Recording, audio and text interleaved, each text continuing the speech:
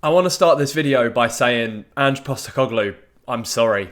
I'm sorry for so many things. I'm sorry that the owners and the chairman of Tottenham Hotspur Football Club have failed you in so many aspects. From top to bottom at the club, the medical department have failed you. The chairman has failed you. The owners have failed you. The players have failed you. The fans have failed you.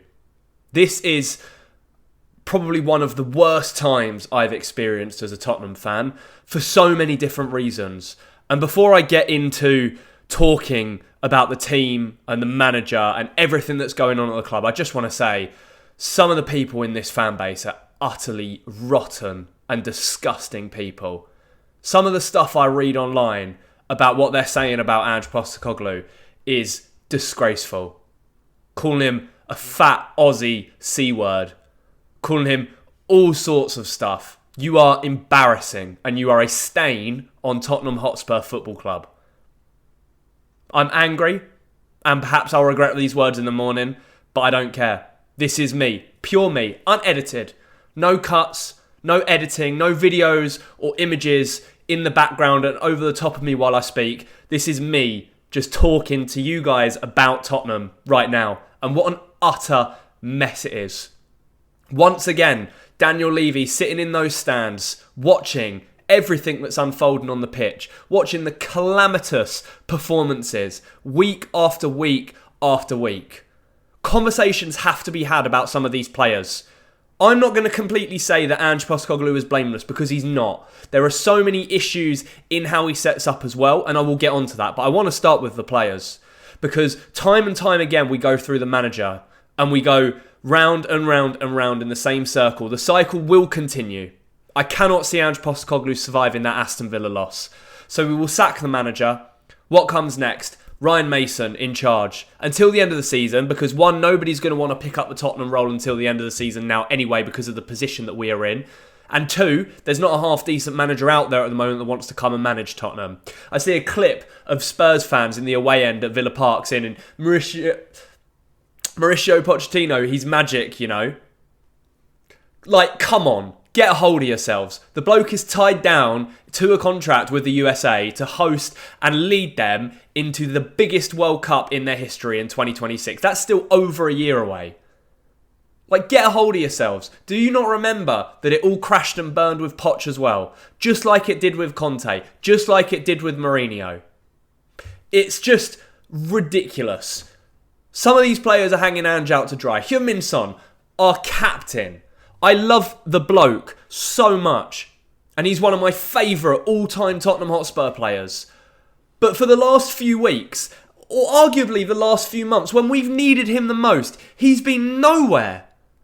He's got zero confidence. He's constantly looking at the ground. We get back into that game against Aston Villa at 2-1. We get a free kick in a dangerous position. He needs to whip in a dangerous ball into the box. And he just kicks it straight into Emiliano Martinez's hands for him to catch, and the game is done.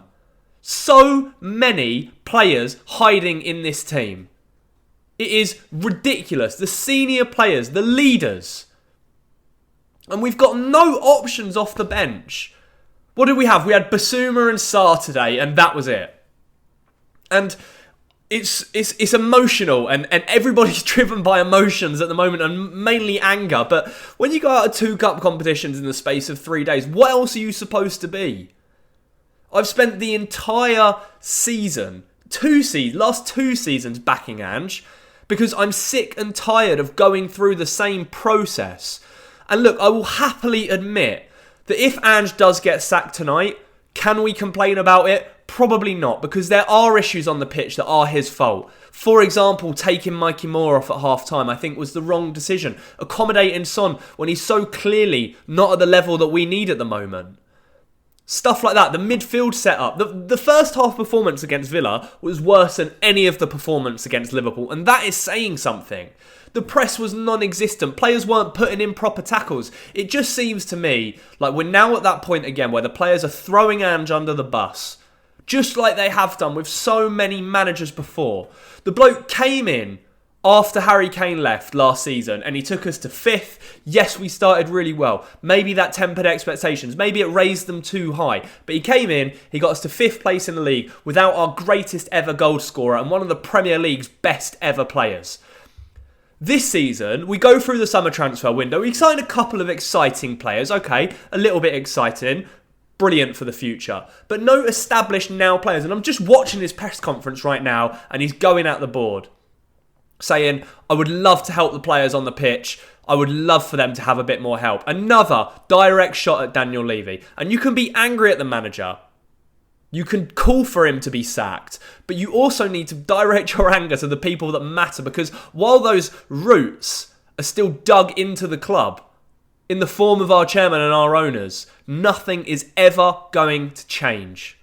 Nothing ever. It is a sickening sight. I think we've lost 24 games in our last 48. It's not good enough. And I get all of this stupid abuse from all of these faceless little cowards online who would never say a single word of what they're typing to my face. And I sit there and I take it and I absorb it and I say back to them, you're more than entitled to your opinion on Ange Postecoglou. It's fine. And I'll sit there and back him and I get hounded out for it and I get called out for it. And it is just disgusting. Utterly disgusting. And I feel so disconnected from the club. And I know there are so many great people out there that are part of this fan base that want us to do well and will sit there and will back the players and back the manager like I have done this season. But it's just everything's transcended into utter chaos. So that's why I started this video by saying I'm sorry, Ange Postecoglou, because he's just another failed manager, whether you like it or not. I will bring up the injuries again because it is a valid point. The injuries that we've had this season have completely derailed any hope that any of us might have had of achieving anything remotely special. Think about the players we were missing from that Aston Villa game today. Vicario, Udogie, Van der Ven, Romero, Maddison, Werner, Richarlison, Johnson, Solanke, Odegaard. Did I already say him? That's 10 off the bat. 10 players off the bat. Arguably, 90% of those could or would start for us. But yet it's the manager's fault. He's not good enough. Send him back to Australia. All of that disgusting sort of language and comments. Utterly, utterly embarrassing. My head is so hot. But I feel like this anger and this outburst has been building up for such a long time. For such a long time. And perhaps the time's up for him. Perhaps the time is up for Ange. So where do we go? We don't get another manager straight back in. Poch is not coming back to Tottenham. So wobble your heads. It's not happening. Iraola is not coming to Tottenham. Bournemouth are better than us. They're in a better position than us. He has a chance to achieve something really special with them this season. We're just a club that is on the decline. A few years ago, Aston Villa were relegation candidates. And they got relegated. No club is too big to get relegated. And I know we're significantly further away from the relegation zone than they ever were. And let's be honest, we're not going to get relegated regardless as to who's in charge. But, you know, the difference in trajectory of the clubs is paramount. It is completely paramount. And you read the reports, and the reason that Matthias Tell came to Tottenham is because he had a conversation with Ange Postecoglou. So many players had conversations with Ange Postecoglou before joining the club. Lucas Bergvall chose to join Tottenham over Barcelona because he had a conversation with Ange Postecoglou. And our reward to him for that is just chopping him in the casual 18-month cycle that we go through. It's the same process under every manager. It happened under Poch. It happened under Nuno. It happened under Conte. It happened under Mourinho. It's happened under Ange Postecoglou. So what do we do? What do we do? Genuinely, please tell me. Where do we go from now? Where do we go? I'm running out of energy. Every time I watch Tottenham, I end the game with a headache. I expect us to lose every single game.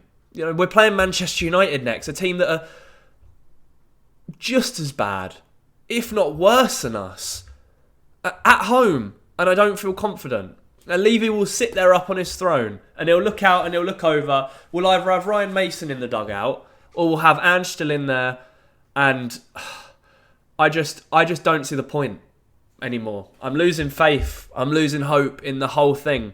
Until we have new owners, until we have new chairman, what's the point?